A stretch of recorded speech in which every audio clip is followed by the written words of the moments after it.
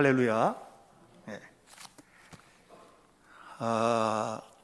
하나님께서 이끌어 가실 것을 분명히 믿고 있습니다. 주님께서 살아계신 증거를 여러 가지 면에서 보여주실 것이라고 생각하고, 우리 이정인 권사도 그렇고 또 호소영 집사도 그렇고 우리에게 많은 간증거리들을 줄 것이라고 저는 생각을 하고 있기 때문에 계속해서 만나고 거의 자주 이렇게 교회 와서 기도받고 이렇게 하고 있는데, 여러분들도 이 기도의 거룩한 사역에 함께 동참해 주시기를 부탁을 드립니다. 지난주에 3명의 어린이를 여러분에게 소개를 했습니다. 꿈을 가지고 하나님 앞에 살았던 어린이 요셉, 그리고 다른 건 몰라도 하나님 앞에 사는 일에는 양보할 수가 없다고 어린 시절부터 믿음으로 살았던 다윗 어린이, 그리고 진리를 향한 탐구, 오직 진리를 위해서 이 땅에 오셨고 진리를 위해서 사셨고 진리를 위하여 목숨을 내놓으셨던 예수님의 어린 시절, 이런 얘기들을 나누면서 우리의 다음 세대가 또 우리의 자녀들이 어떻게 건강하게 세워졌으면 좋을지를 좀 나누었습니다. 오늘 저는 여러분들과 함께 연장선상에서 이번 주와 다음 주 2주간에 걸쳐서 그러면 우리 가정은 좀 어떻게 해야 되나, 오늘날 우리가 살고 있는 가정은 하나님이 주신 근원적인 축복의 장소이거든요. 하나님이 주신 근원적인 축복의 장소인데 그럼에도 불구하고 우리 가정이 너무 많이 무너져 있고, 전에는 세상에서 무슨 일을 만나도 가정에서 돌봄을 받고 가정에서 이렇게 사랑 안에 거하고 이러면서 집에서 해결이 됐거든요. 근데 요즘은 그게 아니고 가정에서 문제가 돼서 밖에서 해결을 합니다. 아이들도 가정에서 상처받으면 친구들에게서 해결하려고 하고, 또 남자들도 여자들도 가정 안에서 일어나는 문제를 남자들 같은 경우에는 동료들하고 술 한잔 맞으면서 풀고 이런 식으로 해결을 하려고 하는 이런 쪽으로 가 있어서 이제 가정의 존재가 도대체 뭔지, 하나님을 믿는 우리에게 있어서 가정이라고 하는 이 공간이 정말 주님께서 계획하셨던 그런 일들이 이루어지고 있는 곳인지 하는 부분들을 좀 생각해 보려고 합니다. 사실 가정 안에서 문제가 해결되지 않으면 어디 가서든지 안 풀린다고 보거든요. 이 근본적인 문제를 어떻게 좀 다듬어 갈 것인지, 저는 현대교회 목사로서 우리 교회 성도들의 가정이 모두 다 은혜스럽고 복된 가정이 되기를 너무너무 간절히 바랍니다. 그리고 이 일들이 정말 이루어졌으면 좋겠고, 세상 사람들이 바라볼 때에도 저분은 정말 다르게 사는데 뭔가 다른가 했더니 예수님을 믿는 가정이로구나, 이렇게 그 삶 자체가 간증이 되는 이런 가정들이 되었으면 좋겠어요. 부부가 서로 마음이 향하고, 자식이 부모를 존경하고, 부모가 자녀를 사랑하되 그리스도 안에서 사랑하는 이런 거룩한 관계들, 이것이 우리 성도들의 삶 속에 이루어지기를 바랍니다. 하나님께서 우리가 이 땅에서 살아야 될 기본적인 삶의 원리를 십계명 속에 담아주셨거든요. 십계명은 그 원본 그 자체가 출애굽기 20장에 나옵니다. 그리고 나중에 모세가 광야 생활을 정리하면서 회고록처럼 기록했던 신명기에 보면 신명기 5장에 광야 생활 40년을 마감하면서 하나님께서 주셨던 모든 말씀을 모세의 입장에서 다시 해석해서 선포하는 내용들인데, 여기에 이제 십계명이 또 나오거든요. 여기에 보면 십계명의 구조가 3가지로 되어 있습니다. 하나는 1계명부터 4계명까지 하나님을 어떻게 진실하게 믿고 살 것인지에 대한 이야기, 그리고 6계명부터 10계명까지는 어떻게 세상에서 우리가 서로 사랑하며 살 것인지에 대한 이야기를 하면서 이 하나님 앞에서 살아야 될 믿음의 삶, 또 세상에서 삶을 살아야 되는 이 사랑을 실천하는 믿음의 삶을 연결하는 연결고리를 가정에 두었습니다. 성경에는 내 부모를 공경하라 뭐 이렇게 이제 하고 이 얘기를 나오지만, 그러나 이것은 가정의 가치에 관한 이야기입니다. 그 안에는 어떻게 부모를 공경할지, 부모가 자식을 사랑할지에 대한 그런 전체적인 내용들이 담겨져 있는 것이죠. 바로 그 내용을, 이 부모에 관한, 가정에 관한 내용을 사도 바울이 에베소서 6장에 고스란히 끌고 와서 1절부터 4절까지 해서 그 얘기를 다시 반복을 하는 겁니다.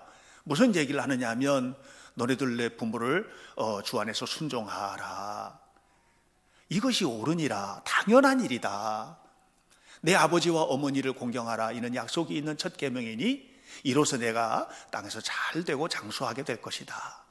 그러면서 부모들은 자녀들을 잘 가르쳐라. 노엽게 하지 말고, 자녀들도 화나. 그러니까 노엽게 하지 말고 주의 교훈과 훈계로 잘 양육해서 훌륭하게 자랄 수 있게끔 부모의 역할을 잘해라. 그것이 가정 안에서 이루어져야 한다는 것을 이야기를 합니다.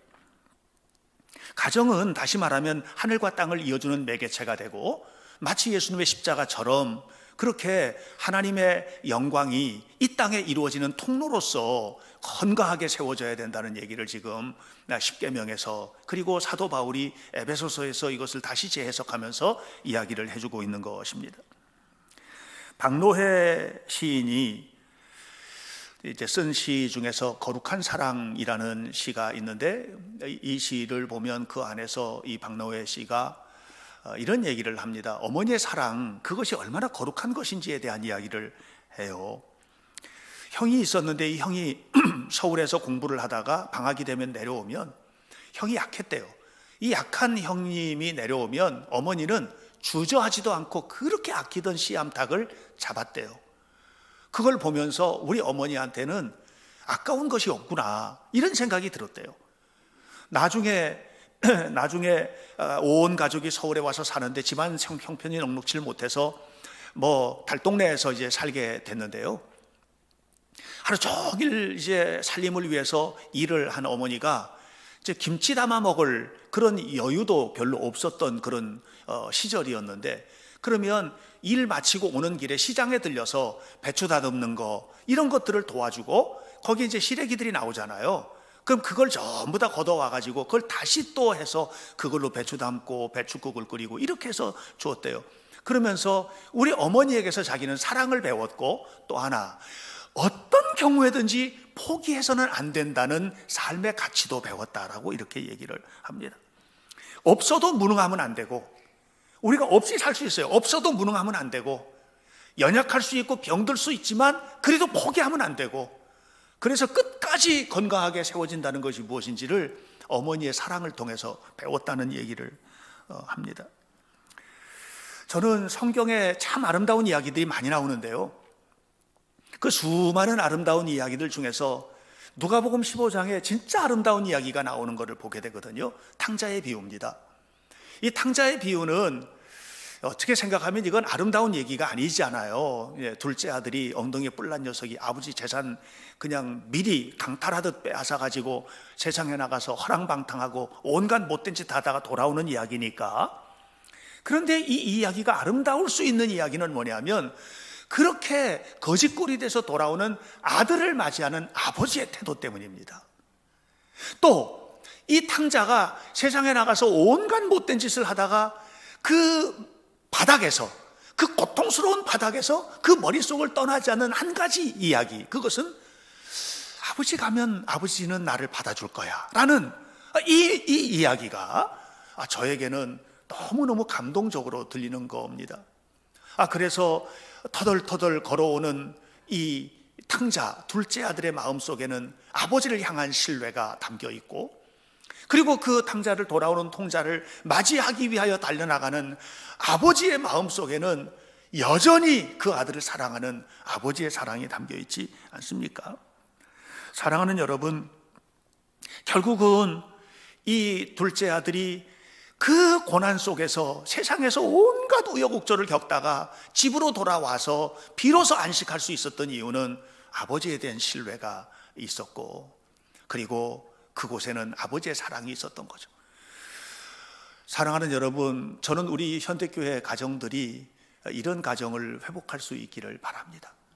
우리가 살면서 정말 100% 천국 같은 가정을 이룰 수는 없습니다. 우리는 이 세상에 살고 있는데 어떻게 이 세상에서 천국을 완전히 경험을 합니까? 그거는 있을 수가 없어요. 수많은 일들을 경험하게 되는 겁니다. 그러나 그런 수많은 일들 속에서도 여전히 내가 기댈 곳은 가정이라는 거, 우여곡절을 겪고 갈등을 만나지만 그래도 내가 가서 결국은 안겨야 될 곳이 가정이라는 거, 이런 것들을 우리가 좀 알고 회복되었으면 좋겠어요.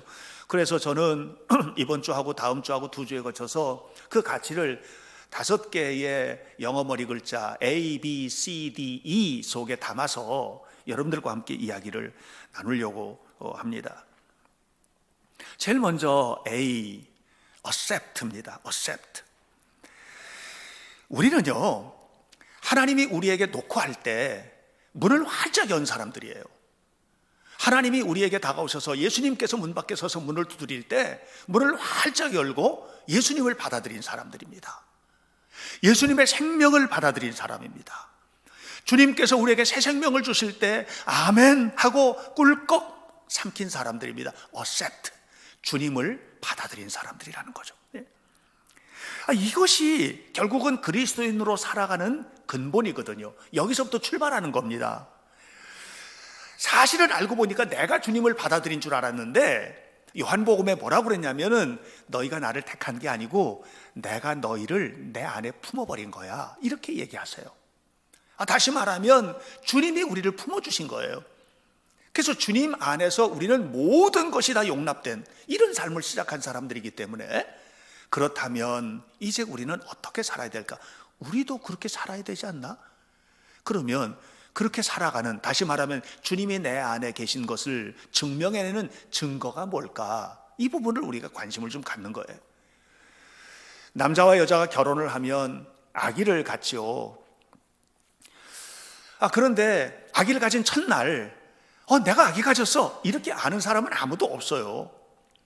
시간이 지나면서 어떤 사람은 일찌감치 한 달도 되기 전에 미리 그것을 눈치채는 사람도 있지만 거의 없고요. 2달, 석 달 이렇게 지나면서 그러면서 이제 아기를 가진 것을 알게 돼요. 왜? 몸에 증상이 나타나기 때문에 그래요. 내 안에 아기가 잉태가 되면 몸에서 증상들이 나타나는 거예요. 그건 안 나타날 수가 없어요. 입맛이 없어진다든가 입덧을 한다든가 아랫배가 살살 불러온다든가 이런 증상들이 나타나는 겁니다. 왜? 아기를 가졌기 때문입니다. 여러분, 우리가 예수님을 내 안에 모셨다면 당연히 증상이 나타나야만 합니다. 표현이 돼야 돼요. 살아가면서 그 표현이 점점 더 깊어져야만 합니다. 그래서 여러분에게 나타나는 여러 가지 표현들이 있는데 그 중에 뭐냐 하면 이것은 받아주는 거예요. 무언가를 받아주는 거예요. 예수님처럼 아내를, 남편을, 자식을, 서로를 받아주는 거예요. 이해해 주는 거예요. 그래, 내가 이해해, 그럴 수 있지, 힘들지 하고 이해해 주는 거, 이것이 우리에게는 매우 중요한 일이라고 생각합니다. 갈라디아서 5장 13절을 보면 사도 바울이 이런 얘기를 합니다. 하나님이 우리를 부르신 이유는 그리스도로 말미암아서 우리가 자유를 누리게 하려고, 자유인이 되게 하려고 부르셨다는 거예요. 그 당시 초대교회에는 종들도 많았습니다. 노예들에게 그런 얘기합니다. 너희들을 하나님이 부르신 것은 너희를 노예로 살게 하는 것이 아니라 자유인으로 살게 하기 위한 것이다, 이렇게 이야기를 했습니다. 자유는 무엇입니까? 내 마음대로 사는 것이 자유입니까? 그것을 자유라고 말하지 않습니다. 내 마음대로 사는 것은 방종입니다. 아무에게도 제약받지 않고 제 멋대로 사는 것, 이것은 진정한 자유라고 말할 수는 없습니다.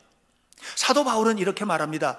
네 멋대로 네 마음대로 사는 게 자유가 아니라 주님 안에서 누리는 것이 자유다, 이렇게 얘기하면서 주님 안에서 종이 되는 게 자유라는 거예요. 역설이죠. 이해할 수 없는 얘기예요. 자유인이 되게 해놓고 네가 종이 돼야 된다, 이렇게 얘기를 하는 겁니다. 여러분, 우리는 종이 되도록 부름을 받은 사람이라는 거예요. 흔히 말하면 종이 자유인이 되는 것, 이것을 자유라고 말하지 않고 우리는 내가 내 마음대로 할 수 있는 모든 행동을 가지고 누군가에게 자유스럽게, 자유롭게, 자유의지에 의해서 섬김의 자리로 내려가는 거예요. 이게 종이 되는 거예요. 이걸 자유라고 바울은 이야기를 했습니다. 옛날에는 죄의 종이 되어서 죄 짓는 일을 네 마음대로 했지만 이제는 섬기는 일을 네 마음대로 해야 된다. 가정 안에서도 우리는 그렇게 살도록 부름을 받은 겁니다. 신앙의 역설이죠. 신앙의 역설이죠. 신앙인은 당연히 그렇게 살아야만 하는 겁니다. 최근에 이런저런 여러 가지 대기업에서, 큰 회사에서 대기업의 CEO가 직원들에게 갑질을 해가지고 문제가 되는 일들이 많이 있었지 않았습니까? 대한항공 땅콩 회항 사건 같은 경우, 요즘에는 남양유업이 또 그렇게 문제가 돼가지고 뭐 말들도 많고 탈도 많고 하던데, 그런데 그렇게 CEO가 갑질을 하는 이유는 뭐냐면 내가 사장이니까 내 마음대로 하는 거야, 이 마음 때문이거든요. 그런데 그리스도인은 절대로 그렇게 살지 말라는 거예요. 유한양행이라는 회사가 굉장히 꽤 그래도 괜찮은 회사로 이렇게 알려져 있어요. 기업 이미지가 좋은 회사입니다. 근데 유한양행이 그럴 이유가 있는데, 그건 뭐냐면 그것을 처음 설립했던 유일한 장로님이 그 회사의 CEO였다는 거예요. 그러면서 기업 풍토를 만들었어요. 그 기업 풍토는 뭐냐 하면 모두가 주인이라는 거죠. 그래서 유일한 장로님은 흔히 직원들이랑 얘기하거나 발표를 하거나 이런 기회가 있을 때도 저는 여러분들의 종입니다, 이런 얘기를 자주 했다고 그럽니다. 그렇다고 해서 직원들이 대표를 함부로 대하겠습니까? 그건 아니죠. 여기 아주 굉장히 중요한 것이 있는데 뭐냐면 주님의 마음으로 살겠다는 거예요. 여러분들을 나는 내 마음속에 받아들였습니다, 이거거든요. 그런데 그런 속에서 직원들도 그의 마음을 받아주는 거예요. 서로 어셉트하는 거예요. 가정에서도 마찬가지입니다. 서로 마음을 헤아려서 그 마음을 좀 받아주는, 그 마음을 이해하고 받아주는 이런 일들이 우리 가정 안에서 이루어질 수 있기를 바랍니다. 자녀들도 상처를 받잖아요. 그 상처를 받으면 상처받은 것을 큰 소리로 억압하려고 하는 것이 아니라 그 마음을 좀 받아주는, 만져주는, 부부지간에도 모두가 다 이렇게 살아가는 것, 이것이 가정을 회복하기 위한 중요한 방법이라고 생각을 합니다. 두 번째는 B입니다. Believe, 믿어주는 겁니다. 탕자가 집으로 돌아갈 수 있었던 이유는 아버지를 믿었기 때문이거든요. 아버지의 사랑에 대한 신뢰, 이것이 있었기 때문이거든요. 이 탕자의 아버지와 탕자 사이에서 부둥켜 안고 끌어안고 회복되는 그 속에는 무한한 사랑과 신뢰가 있었던 겁니다. 저는 우리 교회의 성도들의 가정에 이 believe의 가치, 서로 믿어주는 이런 은혜로운 가치들이 있기를 바랍니다. 근데 이 믿어주는 것이 이게 조금 좀 다른 각도에서 이해가 돼야 돼요. 아주 오래전에, 지금은 이분은 목사가 되셔서 아주 훌륭하게 목회를 하고 계시는데, MBC에서 앵커를 했던 조종민 앵커, 지금은 목사님이세요. 베이직 교회라는 교회를 지금 담임하고 있는데, 이분이 처음 예수를 믿고 나서 온누리 교회에서 간증을 할 때 제가 그 간증을 들은 적이 있어요. 살면서 13년 동안 아내를 무섭게 박해를 했답니다. 하여튼 교회도 못 나가게 하고 이런 일들을 그렇게 했었다고 그래요. 그러니까 교회 못 나가게 하고, 또 집에 들어오면 입만 열면 거짓말하고, 밖에서 수많은 여러 가지 일이 있는데 집에 들어오면 그냥 미워해가지고 거짓말하고, 그 존재 자체가 거짓말이고 존재 자체가 억압적이고 이랬던 사람인데 예수님을 믿게 된 겁니다. 아내 때문에 끊임없는 기도 속에서 예수님을 믿게 된 겁니다. 그리고 예수님을 믿은 다음에 그의 삶이 바뀌기를 시작을 한 거예요. 그 1년 반 정도가 지났는데, 그런데 아내가 어느 날 남편에게 그렇게 얘기를 했답니다. 이제는 당신 믿을 수 있어요, 이렇게 얘기를 했대요. 그러면서 이분이 나중에 그 사건을 회상을 하면서 뭐라고 그랬냐면은 자기 인생의 가장 행복한 날이었다고 이렇게 고백을 합니다. 자기는 세상에 나가면 믿을 만한 사람이었는데 집에만 들어오면 도저히 믿을 수 없는 사람이 돼요. 그렇게 사는 거예요. 그게 일반적으로 살았던 삶이었던 거죠. 그런데 아내가 어느 날 이제 당신 믿을 수 있어, 이렇게 얘기했을 때 자신의 삶은 벅찼었다고 그럽니다. 자식들에게도 똑같았다고 그럽니다. 아이들에게는 자기는 아이들에게 막 거짓말도 하고 이렇게 하면서 아이들이 거짓말하는 것은 손톱만큼도 용납을 안 했답니다. 야단치고 폭력적으로 하고 이렇게 했다는 거죠. 나는 거짓말해도 되고 너네들은 그래도 거짓말하면 안 돼. 너네들 그렇게 크면 안 되지. 이렇게 살아왔는데 이게 완전히 바뀌었어요. 어떻게 바뀌었냐? 내가 내 아내에게 믿을 만한 사람인가? 이런 질문으로 바뀐 거예요. 내가 내 자녀에게 믿을 만한 사람인가? 이렇게 바뀐 거예요. 그러니까 이 빌리브라고 하는 것이 내가 너 믿어줄게 이게 아니고 내가 너에게 믿을 수 있는 사람이야? 이 질문인 거예요. 저는 우리 현대교회 모든 성도들의 가정의 삶 속에 하나님을 향해서도 저는 하나님이 믿을 만한 사람이 되고 싶어요. 다윗이 그런 사람이었잖아요. 너는 내 종 다윗을 보았느냐. 내 종 다윗은 내 마음에 합한 사람이다. 이렇게 사도행전에서 스데반이 회고를 하지 않습니까? 여러분, 오늘 우리가 하나님 앞에도 마찬가지고 서로에게도 마찬가지고 우리가 믿을 만한 사람이 되어 가도록 하는, 이것이 가정을 회복하는 데 너무나 소중한 일이라고 생각을 합니다. 우리 모든 가정, 우리 현대교회 가정은 신뢰가 가득한 믿음의 가정들이 될 수 있기를 주님의 이름으로 간절히 축복합니다. 세 번째는 C, care입니다. 돌봐주는 것이죠. 사랑하는 겁니다. 여러분, 우리 그리스도인들은요, 기독교가 사랑의 종교라는 말을 많이 합니다. 그러나 여러분 아십니까? 세상에 진짜 사랑이 많습니다. 감동적인 사랑의 이야기는 세상에 더 많을 수도 있습니다. 너무너무 감동적인 사랑의 이야기들이 많이 있는 곳이 세상입니다.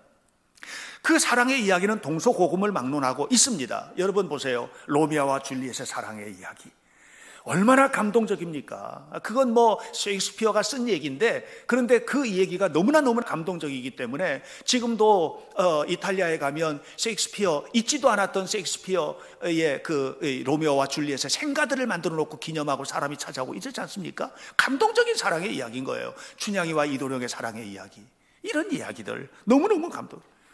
제가 옛날 고전을 읽다 보면 죽어가는 아들을 위해서 허벅지에 살을 베어가지고 그냥 피를 내가지고 피를 먹인 어머니의 감동적인 사랑 스토리 읽은 적이 있고요.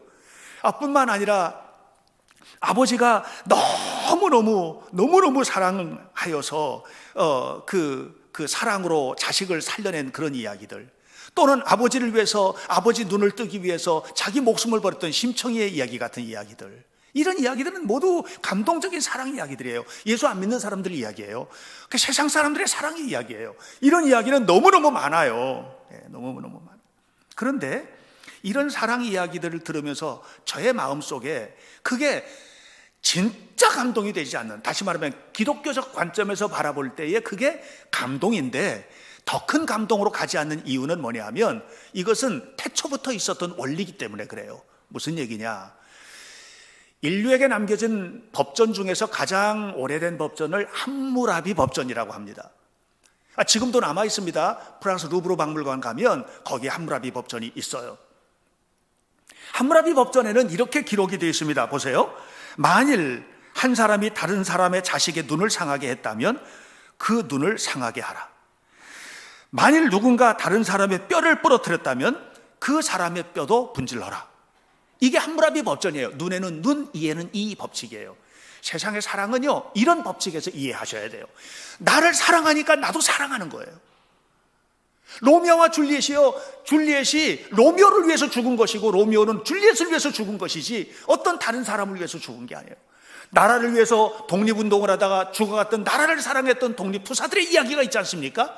그 사람들은요, 대한민국 조선의 독립을 위해서 일했지 일본을 위해서 죽은 게 아니에요. 다시 바꿔 말하면 이게 눈에는 눈, 이에는 이로 사랑한 거예요. 이렇게 사랑을 한 거예요. 그런데 그리스도인의 사랑은 좀 다른 사랑의 이야기예요. 무슨 얘기냐 하면, 우리가 아내를 위해서, 부모를 위해서, 형제를 위해서 죽을 수 있는데 나를 증오하는 사람을 사랑할 수 있나? 나를 증오하는 사람을 사랑할 수 있어요? 여러분 솔직히 한번 얘기해 보세요. 원수를 사랑하라 이렇게 얘기하는데 진짜 원수를 사랑할 수 있어요? 우리 거기까지 못 가는 거예요. 우리 능력으로는 할 수 있는 일이 아니에요, 이게. 가정 안에서도 잘 안 돼요. 부부가 진짜 사랑해서 결혼을 했는데 그 부부가 왜 깨어집니까? 왜냐하면 눈에는 눈, 이에는 이라서 그래. 너 나한테 그랬어? 나도 너한테 그렇게 할 거야. 그래, 알았어. 그럼 헤어져. 이런 사랑의 법칙이 오늘 모든 가정 안에 자리 잡고 있기 때문에 가정은 더 이상 풍요로워지는 공간이 안 되는 것이거든요. 예수님은 십자가에서 뭐라고 그랬어요? 자기를 못 박는 사람들을 향해서 하나님, 저들은 지금 나를 못 박아 죽이는데 자기가 하는 일을 몰라요. 저들의 죄를 용서해 주세요. 이렇게 예수님은 말씀을 하시지 않았습니까? 결국은 이것이 뭐냐면 원수를 향한 증오를 거둬들이고, 미운 사람의 그 미운 관계를 거둬들이고 새 출발하는 그리스도인의 사랑의 출발점이에요. 이게 예수님의 십자가 안에 있는 거예요. 쉬운 일은 아닙니다. 그러나 저는 우리 교회의 가정에 이런 사랑이 가정 안에서 이루어져야 한다고 생각합니다. 부부가 사랑을 할 때에도 눈에는 눈, 이에는 이, 이게 아니라 그리스도의 사랑으로 사랑하고, 그래서 주님은 사도 바울이 오늘 본문에서도 주 안에서 사랑하는 것은 뭐냐? 주님을 믿는 사람끼리만 사랑하라, 이게 아니고 주님 마음을 품고 원수까지도, 주님 마음 품고 네 아버지가 어머니가 어떻게 행동하든 주 안에서 주님의 마음을 품고, 이 얘기거든요. 저는 우리 현대교회의 모든 가정이 회복되는 가정이 되기를 바랍니다. 그러기 위해서 우리는 어떻게 accept할 것인지, 상대방을 받아들일 것인지, 이 기본에는 주님이 내 안에 계시는 것이 전제가 되지 않으면 어렵다는 거예요.